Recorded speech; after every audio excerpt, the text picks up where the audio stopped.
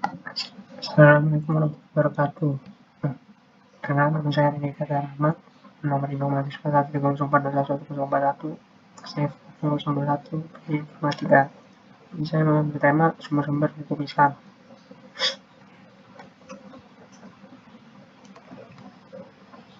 Sumber-sumber hukum Islam itu ada 3, yaitu Al-Quran, yang kedua hadis dan sunnah, dan yang ketiga ijtihad. Al-Quran ada pengertiannya dan secara turun dan pembukuan, serta fungsi dan isi kandungan. Pengertian Al-Quran arti adalah sebuah kitab suci yang utama dalam agama Islam. Menurut bahasa berarti bacaan atau yang dibaca, sedangkan menurut istilah berarti wahyu Allah yang diturunkan kepada Nabi Muhammad SAW melalui malaikat Jibril sebagai petunjuk bagi umat manusia. Sejarah singkat turunnya Al-Quran adalah ketika Nabi Muhammad berusia 40 tahun, sekitar tahun 608-609 Masehi, Rasulullah SAW didatangi malaikat Jibril ketika sedang menyepi di Gua Hiro yang berjarak sekitar 5 km dari Mekah. Fungsi Al-Quran yang pertama sebagai sumber ajaran atau hukum Islam yang utama, lalu yang kedua bukti kebenaran Nabi Muhammad SAW, dan yang ketiga petunjuk bagi umat manusia, keempat peringatan dan pelajaran bagi manusia.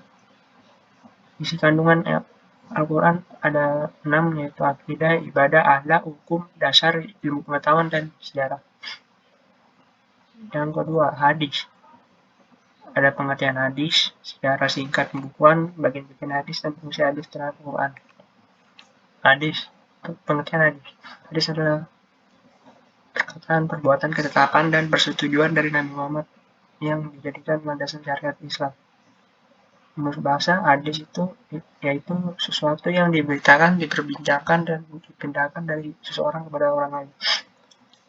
Menurut istilah, hadis ialah seluruh perkataan, perbuatan, dan al-ihwal tentang Nabi Muhammad SAW. Pembukaan hadis terbentuk pada masa pemerintahan Khalifah Umar bin Abdul Aziz yang diwakilkan pada akhir abad pertama, yakni tahun 99 Hijriah, dan memasuki abad ke-2 Hijriah. Pada masa ini datanglah angin segar yang mendukung kelestarian hadis. Umar bin Abdul Aziz terkenal sebagai Khalifah Rasyidin yang ke-5. Bagian hadis itu ada 4, yaitu rawi, sanad, matan, gharib, mudawi. Fungsi hadis dalam Al-Quran ada 6, al-taqid, al-tafsir, al-tahfidz al-am, al-ta'yin, al-tashri, asal. Ijtihad itu terbagi dari pengertian, dasar hukum, fungsi, dan wilayah. Pengertian kesimpulannya, sumber hukum Islam itu jadi ada 3, yaitu Al-Quran, hadis, dan ijtihad.